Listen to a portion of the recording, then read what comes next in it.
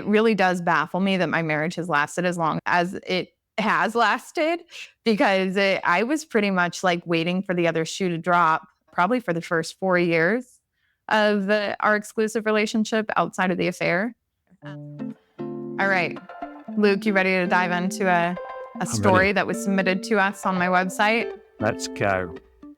And I love when people send us their firsthand accounts, because I feel like that's the only way that you can actually derive the truth, is it when someone is giving you a firsthand account. I recently learned that the Bible is not comprised of firsthand accounts, and it really flipped my world on its axis.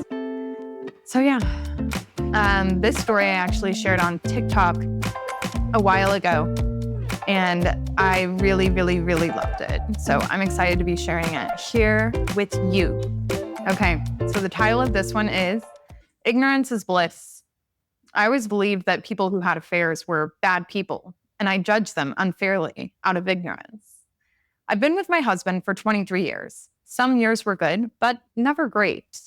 We were never on the same page, and I felt like I was on the defense all the time.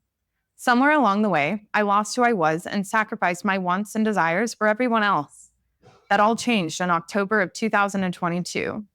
My husband and I moved across the country to take care of sick parents, and I switched jobs. During my interview, one of the employees entered the room, and my first thought was, she's going to be trouble. I ended up being this person's direct manager, and from day one, I felt a connection that I couldn't understand. We playfully flirted for a few months, and I found myself eager to go to work so I could see him. We were the first and only two people at work for the first half hour of the day, so we had some alone time to talk. After 3 months, I couldn't hold my feelings in anymore, and I told him that I couldn't continue the friendly banter and the flirting when all I wanted to do was touch him and be closer to him. He responded that he felt the same. We hugged, and I walked away.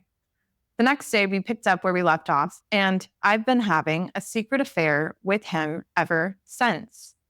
He has since found employment elsewhere, which means he's out of town for 2 weeks at a time. But we've continued the affair for almost a year and a half without it being discovered by anyone. I did tell my husband a few months after I started the affair that I was intimate with someone, thinking that she would end our marriage.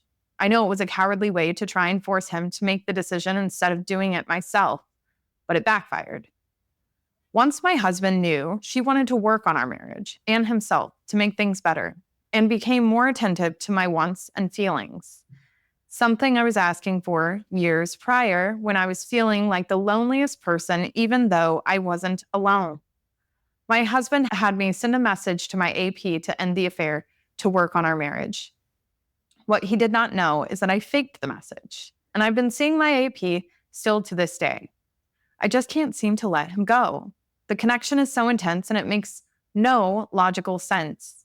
We see each other when we can, and we talk daily when he's away at work. His partner is very controlling and tracks his location, so meeting up is difficult at best. But we meet in person a few times a month. We don't talk about our feelings or the future much. The most I get from him is, not now, not yet, one day at a time. I know he has stuff going on in his real life, and I'm okay with waiting until he gets things taken care of. My struggle is the fear of telling my AP how I really feel. I know I love this man, and he has no idea. I am terrified to say those words for fear of rejection and of losing him if I ask for more. So for now, I find myself waiting every day to see if today is the day he'll reach out so we can meet up. All while my husband thinks that I'm working on fixing our relationship. I love my husband, but it is a platonic love. And the idea of intimacy is a struggle, and I have to fake it with him. I go back and forth wanting to end my affair, but I don't know how to let him go, even though she's not really mine. I never thought I'd find myself in this situation, yet here I am. I know the day will come when I will make hard decisions, and my heart will be left aching for what will never be. But I have a newfound understanding for anyone else in situations similar to mine. It's unfortunate that so many of us live lives that society dictates are acceptable, or we live our lives doing what is in the best interest of the family. Instead, we should live by what makes us happy before it's too late. advice is easy to give, but hard to take at best. You know, Luke, one of the things that we do whenever we receive any stories is we ask the person who is telling the story to share what they understand of their own affair up until this point. And this particular writer responded and said, "My affair highlighted things that I wanted and was missing in my life. I was never a carefree spirit and did what was accepted as right out of fear of judgment. The highs and lows of the affair are exhausting. The days I feel I have to be done are sad and lonely days. But the days when I feel like it has a future gives me a sense of joy that I've never experienced." Well, what did you notice? Because I have one burning question for you. One burning question for me? I do. I have one. There's a few things. So I think like the overall theme that comes to mind is this, how we have no idea, and, you know, the writer here expresses this as well, this idea that you've got no idea how you think you're going to handle a situation until it occurs. You don't know how you're going to feel. You don't know how your partner's going to feel. And even that expectation, and there's a real alignment for me, and even to a part where you've got sort of 2/3 of the way through it, or maybe even half the way through that, I'm thinking, this could be my ex-wife writing this. Like it's uncomfortably close. Is it? In places, yeah, certainly the early part, yeah. Like that perception of what it was, and the belief that when she told me, it would be like she expected me to, you know, kick her out or pack my bags and leave. Like that there's no way I would stand or even consider, you know, accepting that. And I think she'd probably, maybe to some extent, even though slightly begrudgingly, using it as a potential way of leveraging a way out of the relationship, in the hope that I would act from a place that she didn't feel like she had wanting someone else to make the hard decision for you. Yeah, exactly that. Yeah, exactly that. And I mean, leaving someone you love is a hard decision though, right? Of course. And it's an incredibly hard decision. It is. And I'm like, man, I just think that you're capable of loving more than one person at a time. And that's what makes it so difficult, is like this idea that you have to remain exclusive to the person that you chose when you were, you know, it sounds like she was pretty young when she married. They've been together for like 23 years. It does beg the question between the platonic and the romantic love, though. In terms of being able to love multiple people, there's no question. Like, you know, I love many, many, many people, and I love people quite deeply, and particularly those who are close to me. But the romantic love, like when there is that desire, we have that, like, it's almost like a star. It's like this asterisk of desire that exists in our mind about one significant other person. I mean, maybe this is just me, and maybe I'm wrong, but I don't think I've ever been able to feel that for more than one person at a time. So like you are an exclusive lover, basically. I think when it comes to the romantic side of love, yeah. I think I do, because of the desire and passion that underlies my feelings of that, in terms of why that's separate to platonic love. And it's interesting though, because she writes about, and I think this is a female writing, she writes about how she forces herself to be intimate with her husband. And I think as a woman, that does come from a place of like, I'm a wife, and therefore my only response to intimacy is yes, if somebody is asking me, or if my, you know, partner is asking me. And I don't think I came to terms with the fact that like I had a choice in the matter, regardless of whether they were my husband or not, until I was in my fucking 20s, probably. It always felt like well, this is what my body is for, and this person wants it, so therefore I need to do it. And so It didn't come from a place of desire. It came from a place of obligation.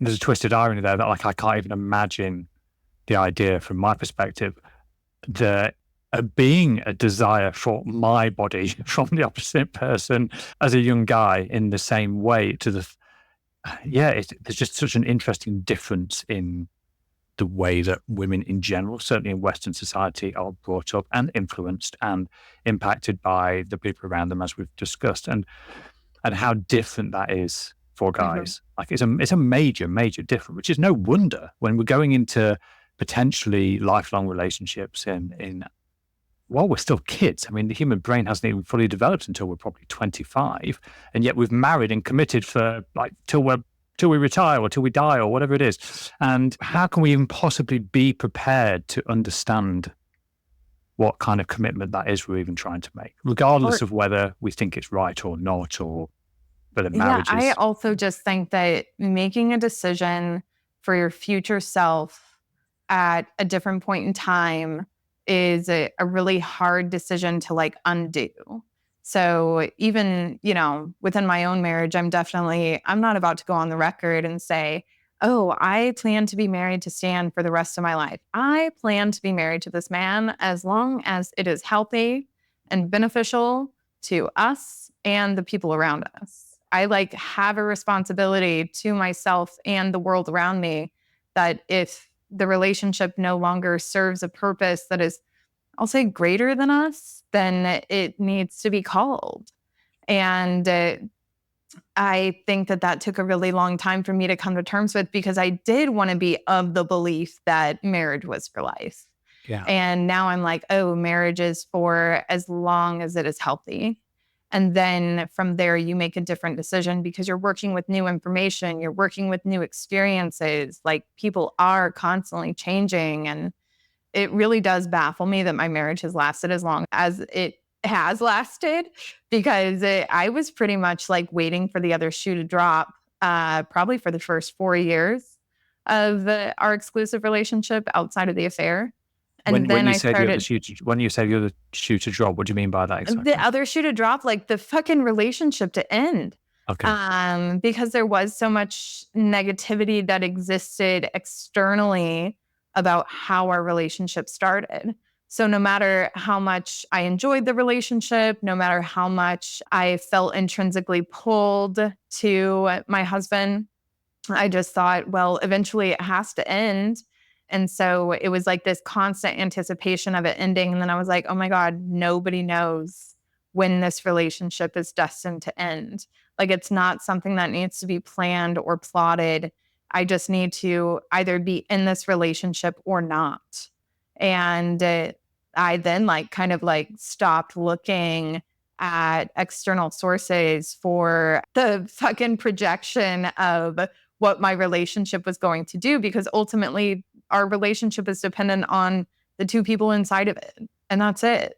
Like, we could look at the stats all day. It wasn't going to change the future of our relationship unless we allowed it to.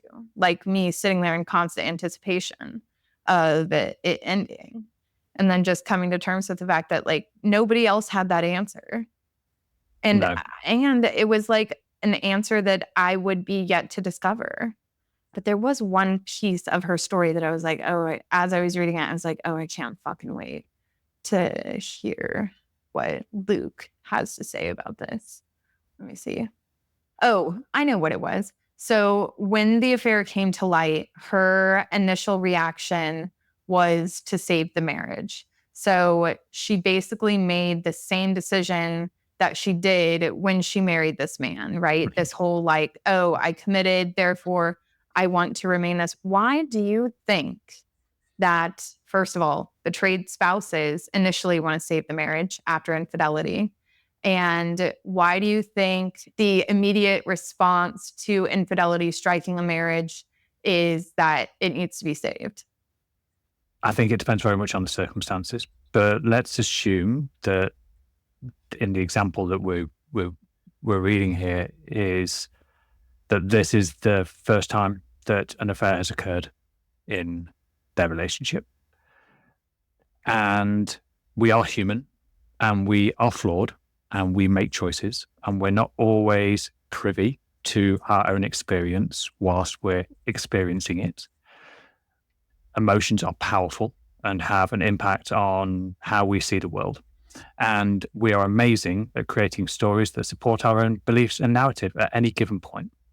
So when you have instability in your perception of what you witness. So this is from my perspective, like if you have instability around you, like things are falling down around you, you hang on to the only solid thing that you have, or you find something that has stability and you hang on to that. And regardless of the correctness or the incorrectness of the idea of marriage as a whole, the fact it does offer some framework in which you can at least ground and restabilize yourself. And then that's just a starting point. It's a reflection. And okay, yes, there was also, I think, a huge amount of, just simply by the fact that she was surprised at her husband's response.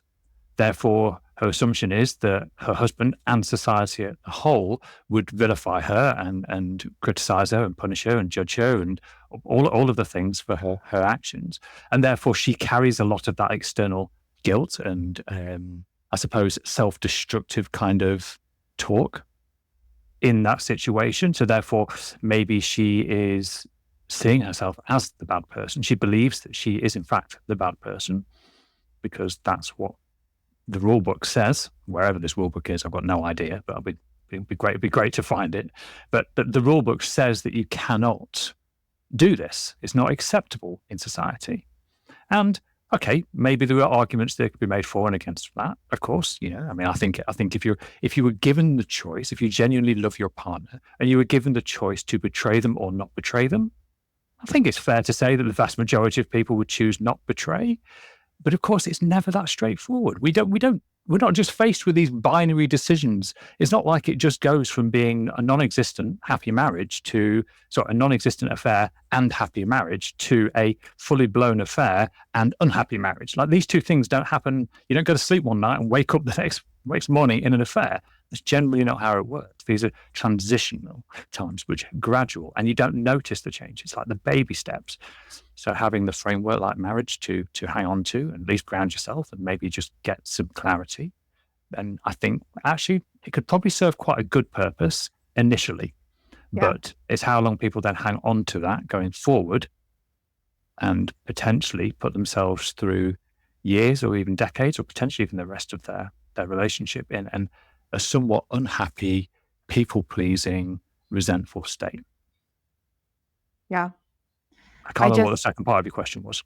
I can't remember either. It's fine. But as you were talking, I was like, man, the desire to cling to stability when something chaotic occurs, like I completely understand that. And wanting to reach for marriage, because I think we're taught that it is a source of stability when I think we're reaching for the familiar when it's really just like a resistance to change. And like in her story, when she talks about once my husband knew he wanted to work on our marriage and himself to make things better, like, what are your thoughts on too little, too late? So once my husband knew he wanted to work on our marriage and himself to make things better, too little, too late. This really depends on where the too little, too late comes from, I think. Like, is that, she says, right? She says that she had spent years feeling like the loneliest person, even though she wasn't alone. Yeah, but even that perception of loneliness can exist both as a perception and a reality, and not necessarily, we don't know enough about the individual situation, but on the assumption that she felt that her needs were not being met in the relationship, and there's an assumption, I don't have there's enough information to say otherwise, that maybe these needs of hers were maybe not being communicated either.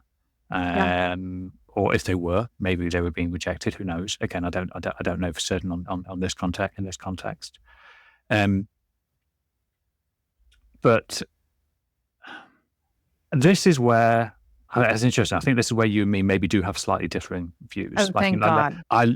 I think there's some real power in having something to ground yourself in, whatever that is. It doesn't have to be marriage, for example, but like having something solid to very definitively ground yourself in.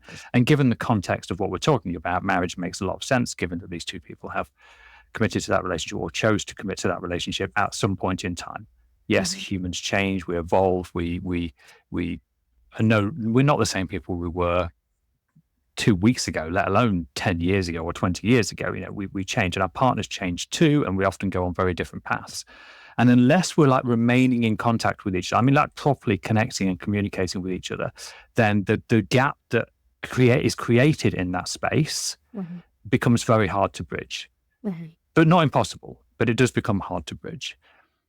So sometimes I feel that too little, too late, like if it's used in the context of the husband maybe wasn't pulling his weight, maybe he wasn't as emotionally available as that she had wanted, maybe he wasn't this, that, and the other. Again, I don't know because I'm speculating a little bit, but then that isn't just on him.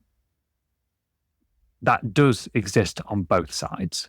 So I feel that you shouldn't run away from something just because it's hard. Yeah. And I believe that when something is hard and you feel lost and alone and uncertain, then having something solid to at least stand on, to get a vantage point, to make an assessment, make a judgment, and then explore, but with intent, with purpose, then that's absolutely, well, to me, that seems essential. Like, and whatever that is that you hang on to. I don't believe that marriage is the problem. Like, I don't believe that at all. Really? Absolutely not. I believe. What about expectations of marriage? I believe the people in the relationship, people in the marriage are the problem. The marriage is just a circumstance. It's just this construct. It's just this thing. And people can make what they want of that. You can enter into a marriage with a certain desire or drive or passion. And you can also enter into it blindly, whether that's just through pure innocence because you are young and you felt like you've only done it because that's what everybody around you is doing, or what your partners do, or what your parents are doing, what you've seen. But it really is about the individuals. It's not the marriage, at least not from my perspective. And of course, obviously, I know I'm coming from the UK. Maybe there's some slightly different perspective or viewpoints in terms of how I've been brought up and what I've seen in my own relationships compared to the US, maybe. But either way, yeah, I don't think it's useful or helpful to either put marriage as the solution or the cause. I just don't believe that that's a factor. I mean, you can't have infidelity without marriage though, right? Why not? If you are the other woman in your relationship and you love this podcast, you would love the Other Women community. The Other Women community is a membership program designed to help other women just like you reclaim their relationship with themselves and heal from their affair.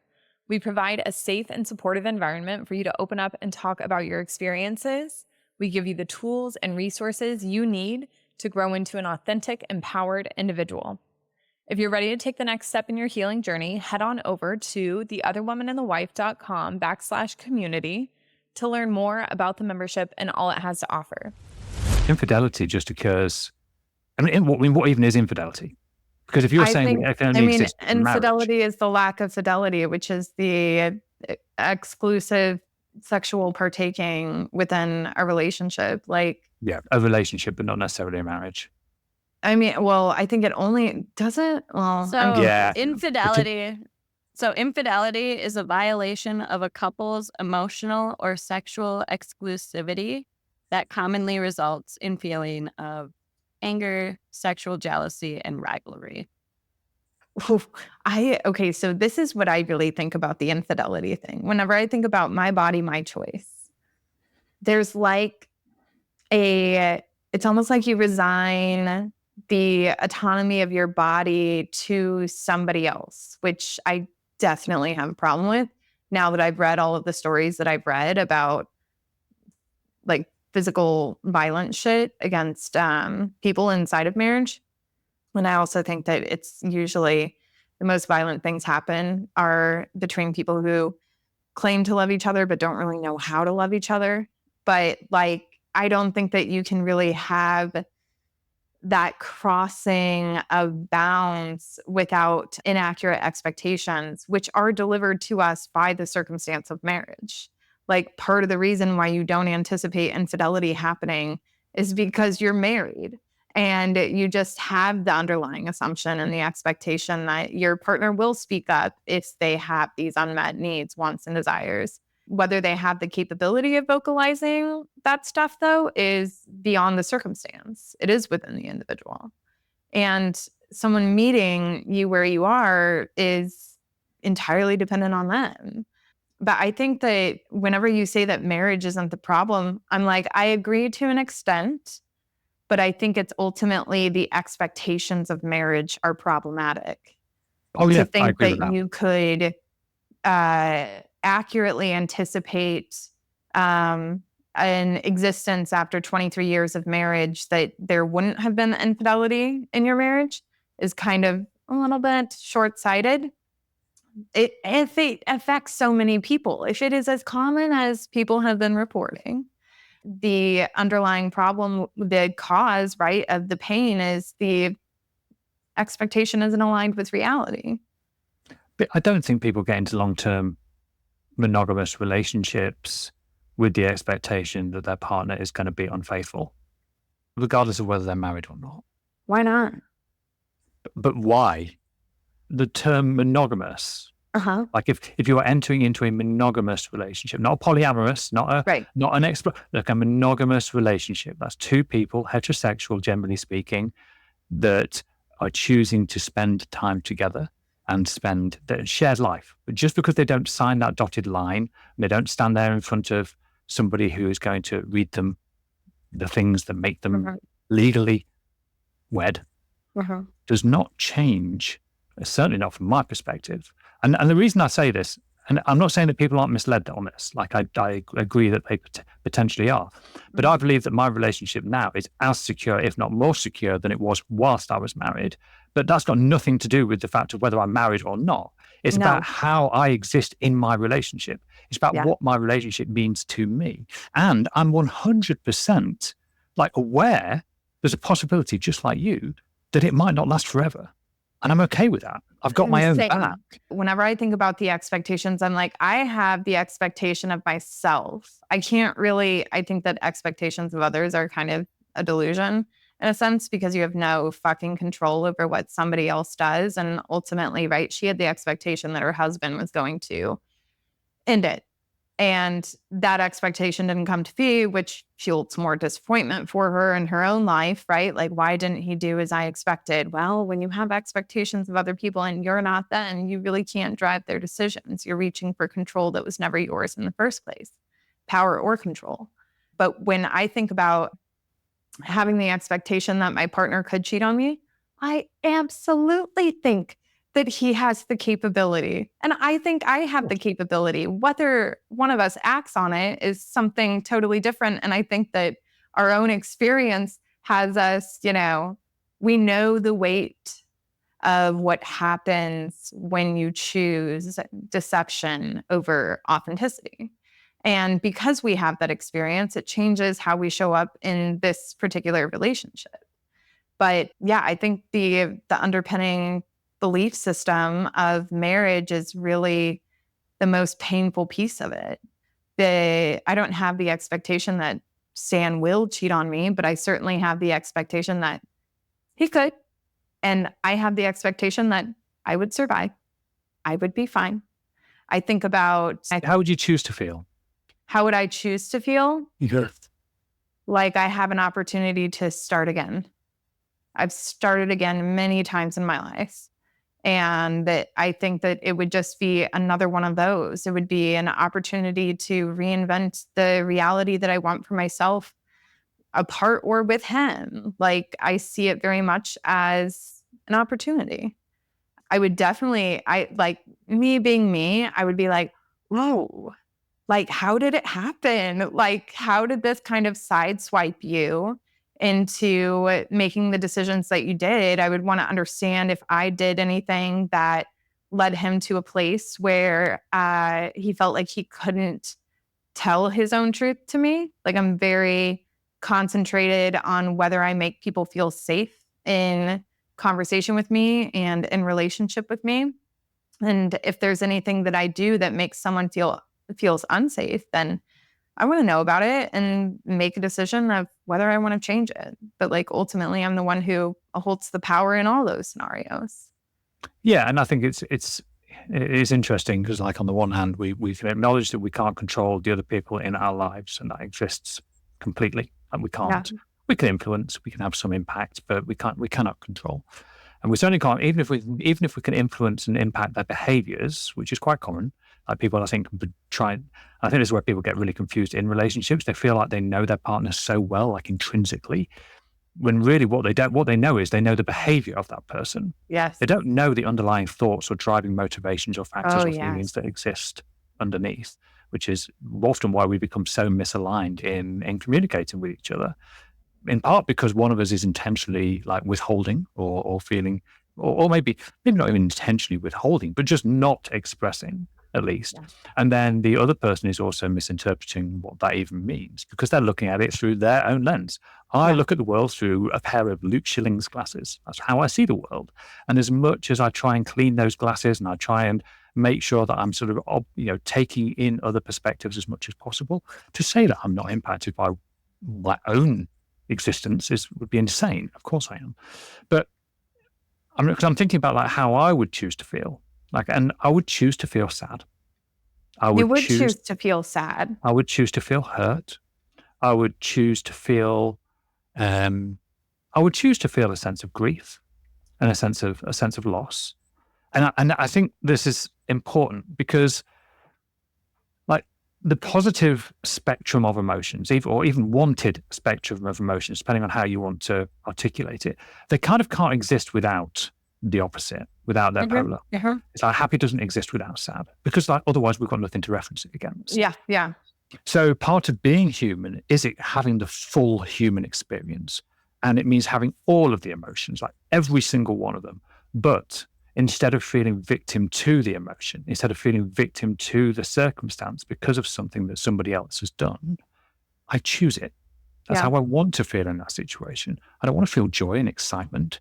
You mean, yes, I can move through that and I can process that. And I know that I'll have my own back and I know that I'll be okay. And I recognize that in every case in my life, when I've been through an experience that I didn't expect, that scared the crap out of me and left me in a very vulnerable, potentially vulnerable state, that I have grown and taken that and done something so much more with it, like every single time. And I have the confidence that I will continue to do that. And I believe that everybody is capable of doing that when they're in a situation too. Yeah, me too. I guess it's like, for me, I'll say, I don't even consider them negative emotions. Like, I think there's No, I don't think I do. and grief kind of encompasses all of it, really. And I intentionally grieve. I do it very much on purpose. I do it creatively. I think that this entire business was born out of grief, for sure. And wanting to put a creative stamp of approval on something I did and something that affected me so deeply, not only my own experience, but everybody else who has ever felt the need to deceive themselves or deceive others in the name of self-preservation. Because even, if we look back at that story, almost every single one of the people that I have met with that have made the choice to cheat have said, I didn't know that part of me existed. And I don't think it's just the deception piece. I think it is the I'm alive too piece. What were you going to say, Anne-Marie? I was going to say, I keep coming back to this thought that we're all the main characters in our story. And I think what we struggle with the most is the acknowledgement that we could be the villain. Like that desire, like I think that leap back into the marriage and save the marriage comes from a place of like, I got to be a martyr now because I can't be the villain and just throw it all away or walk off. Okay. And so I think there's like a lot of that goes on because we're always trying, like we're the main characters. Yeah. And then when we do something, even though when we all love morally gray characters, but yet we never imagine ourselves as the morally gray characters. I don't know. Vampire Diaries? Has anybody seen that one? I have not. Oh my gosh. Damon Salvatore. Morally gray. You know what though? Speaking of characters, somebody referenced Ted Lasso the other day. They were like, you're the real life Ted Lasso. I was like, never seen it. I'll go watch it. And there's this one scene where basically there's an age difference between this couple where one of them is like 50 and the other one is 21. And it's like this morally gray scenario. I don't even know if it's morally gray. honestly, not my situation. So I won't even take the time to discern it.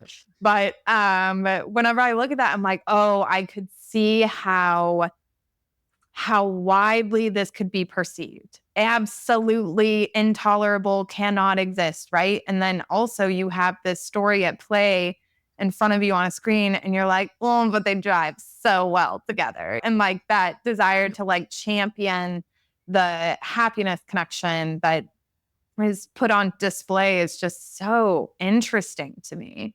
Where like you do start to toss the imaginary rule book out the window in favor of, what you think is best. Definitely. I'd be interested, you called on that point with regarding to how you word it now, that it kind of shone a light, if you like, on a part of her that she didn't realize existed. And I often use this analogy, and it's interesting because it's really my perception of what I think rather than a known lived experience of it directly. But I kind of imagine somebody in a relationship and everything's just kind of like dull. It's like you can just make your way. It's almost like being in a big room and and the light is low and it's not that easy to see your way around, but there's nothing exciting. There's nothing going on. You're familiar with it. You can navigate the space really quite easily. It's just normal. It's just your normal. And then all of a sudden, some bright light comes on in a corner, and this bright light draws your attention. It causes you to look. And much in the same way that if you've ever had a torch shone at you in the dark outside, you can't see anything beyond the lens of the torch. Everything else gets completely blacked out. All you can see is that light. And it's kind of, you didn't even know that light was missing. Like you just literally did not know that it was possible that it could even exist. And so I'm just wondering like how well from your experiences that aligns as an analogy and what you would change about it, I think it to does educate it. me almost. I think it does it perfectly well. I think it's the being able to see it reflected in somebody else, though, is quite, because you think right? You think you know who you are. You think that, like in this particular story that we were reading, she was like, I just figured I was fucking happy. But the idea that somebody else comes along, shines a light, and shows you this other part of yourself is really, I think that is what the purpose of relationships are, that we learn more about ourselves inside of that relationship by, reflecting on how we feel in this person's presence. I love doing it even with people that I work with, not doing it. Okay, let's not get fucking sideways in the conversation.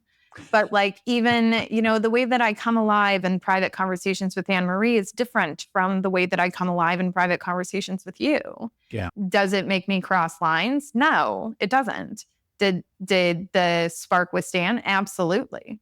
But that was also at a very different point in time when I was a very different person, had a lot of, I'll say, unhealthy belief systems kind of within my own head about life in general, about marriage, about what my future, who I was, what I was capable of. A lot of that stuff that I was holding on to within me wasn't true. And in my reality, it took crossing paths with someone who challenged a lot of that shit. And it was not fun to be challenged that way. I'll give you a perfect example. I could not understand for the longest time why this man was so into college football. I thought it was an illness for him. And then all of a sudden I go to the southern part of the United States, and there are about 1 million more just like him, all hopped up on football. It's a community event. It's their thing, And so roll tide, roll, motherfuckers. Like I could finally understand like why this aspect of him existed. But it took me seeing it reflected in people that weren't him for me to get on board with why this would be important to somebody. It's That's just strange how you come to be, I think. So has that changed because I can understand that journey that you went on with that example with his passion for football, but having been through that experience and seeing it's almost like his experience has only been validated once you've seen it in somebody. He fucking hates that part about me. He fucking hates that part about me. He's like, Chelsea, the amount of times that I say something, but you don't believe it until somebody else says it. And I'm like, yeah, that's me. I need like multiple points of reference to see I'll say the truth or the reality or why it's valuable. That's just me. It sounds like huh? It sounds like you're seeking stability in your perspective. I'm trying to evolve. I think I tried to evolve my perspective, and I don't want just one person to be informing it. I like taking in multiple perspectives and having multiple accounts and being able to like mull over why I would even have disgust over being such a football fan. And I'm like, oh, it's because I don't understand the sport. Oh, I didn't grow up there. What is the underlying judgment that is causing me to not accept somebody else's reality? Ultimately. Yeah, and I'm not sure I fully understand like what that is. Like, what For is it? me, it was What like, is it that why? stops you? For me, I was like, why do you watch so much football you don't even play?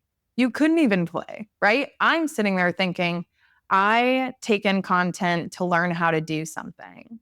He takes in content to be a part of something. The way that we utilize content is different.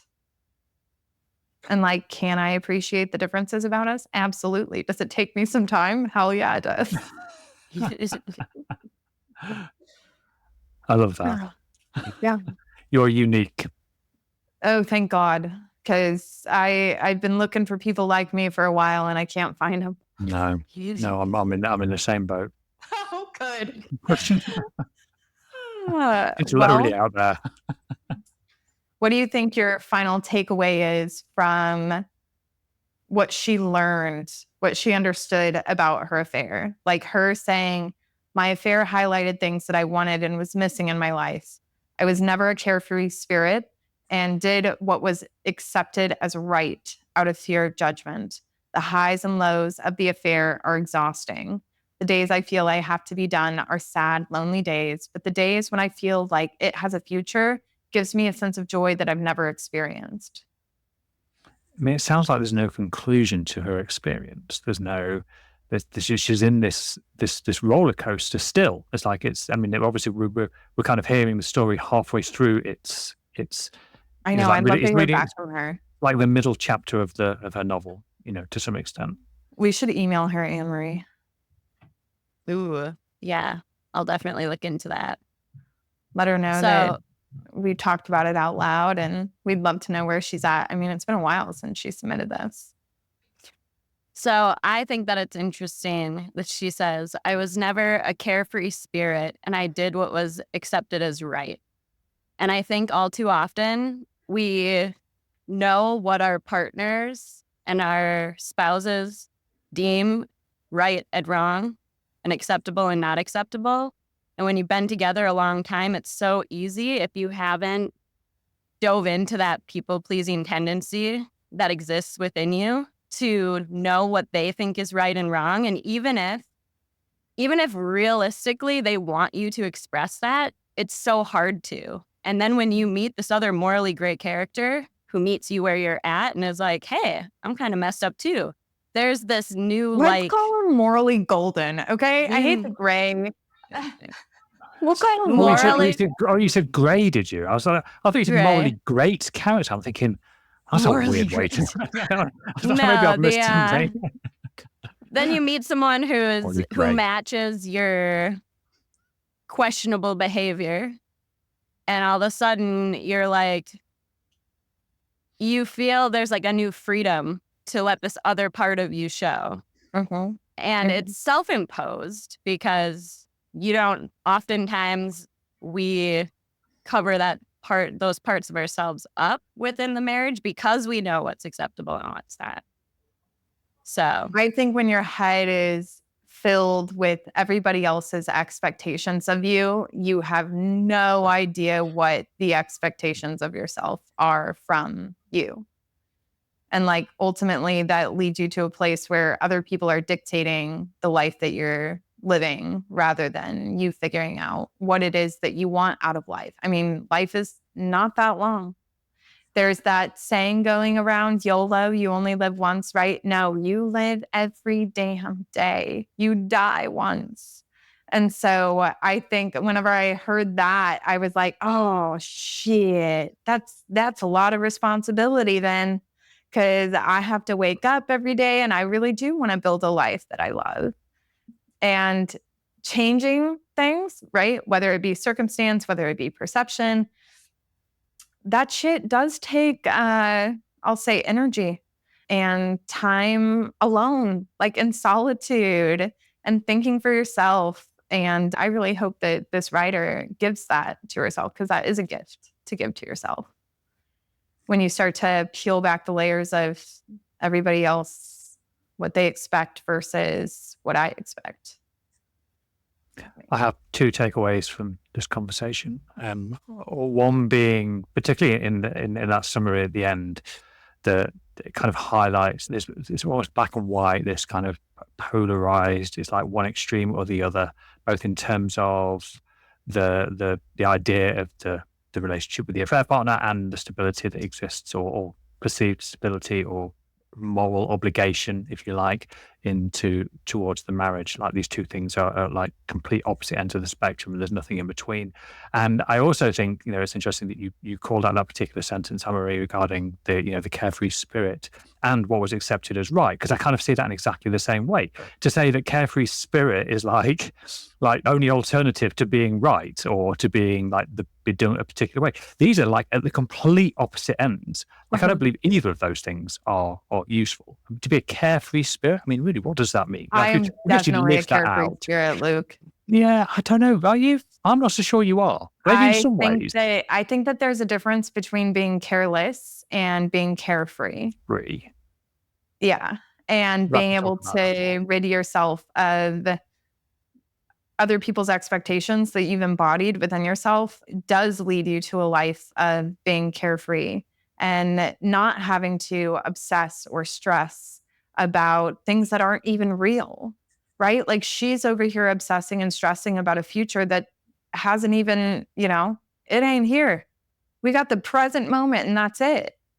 So like her kind of, who knows, maybe she is a carefree spirit and this is how she is embodying that, because she is still attached to the ideas of who she is supposed to be rather than really accepting who she is and honoring that, right? Like part of the reason why affair partners get back together even after they send a fake ass message to their AP is because they don't feel safe in being honest with their spouse.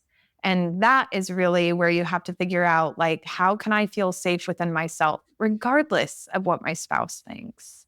I think being in touch with and accepting your intuition fully leads to a carefree life. Like when you are that aligned with your own intuition, that's when the carefree living can begin.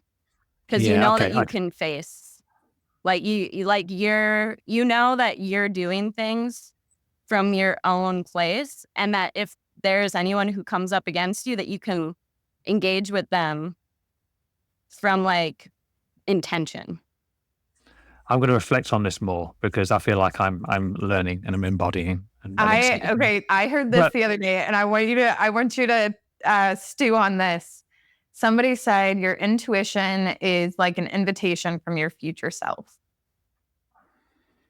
And I thought that was so interesting because this entire fucking podcast has been like like time. I think it goes in both directions. It goes backwards, it goes forwards, right? Reflection and being able to anticipate. Like it does do that.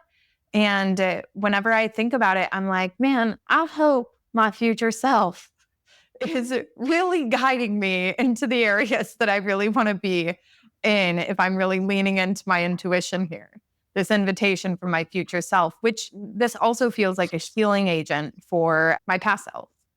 So like even bringing this to life, it felt like I really did have to trust my intuition that I didn't have any malice.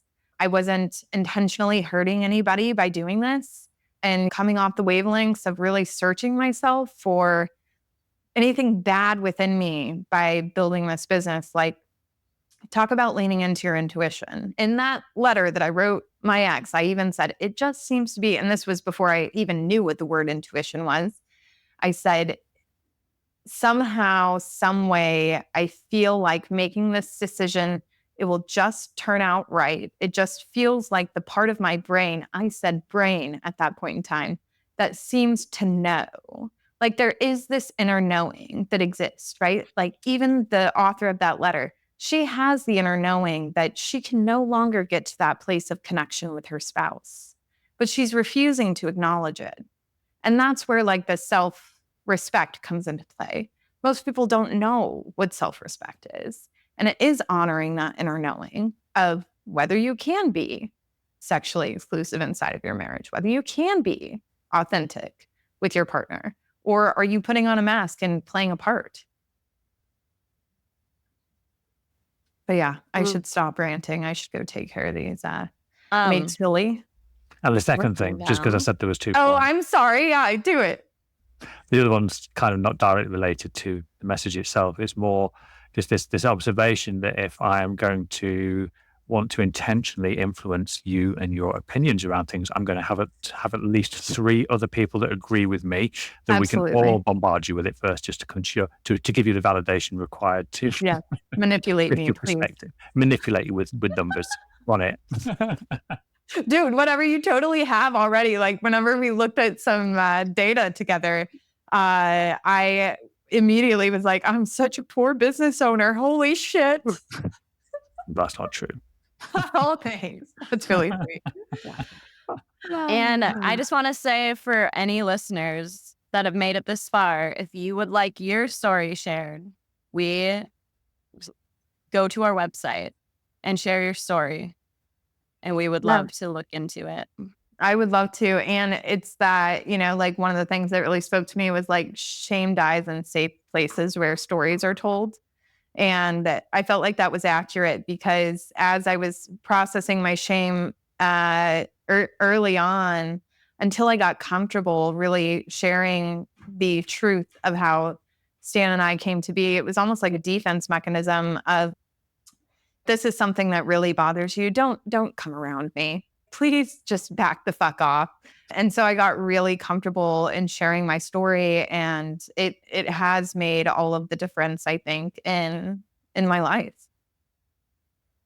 Embracing my story, standing in my truth, like accepting myself for past and present and future decisions that I will make and disappoint others, I'm sure. I mean, I disappoint a lot of people on the internet with my opinion. So had to get real comfortable with being a disappointment. What a shame. Kind of goes with the title. It does really. I mean, what did you expect? What did you expect? Well, this was lovely. I always love recording with you guys. So I look forward to the next one. Thank you so much for taking the time to listen to this podcast episode. We appreciate your support and would love to hear your thoughts on it. If you've made it this far, you're likely someone who is invested in the journey of being the other woman. We understand that this can be a difficult and complex experience, which is why we offer guided coaching to help you heal and move forward. We encourage you to explore the links in the episode description or visit theotherwomanandthewife.com/coaching to learn more about our exclusive coaching program and apply today. Thank you again for your support, and we look forward to seeing you in the next episode.